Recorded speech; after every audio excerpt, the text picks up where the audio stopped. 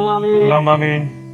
আল্লাহ তুমি এই নতুন দাম্পত্য কে দুইটা সন্তান দিও, দুইটা না দুইটা সন্তান দিও এবং তাদের বিবাহ জীবনকে খুব সুন্দরময় করে দিও। আমিন। তাদের সন্তানও যেন কোনো রকম ঝগড়া বিবাদ না হয়, তাদের তুমি আল্লাহ খুব ভালোভাবে শান্তি দিও।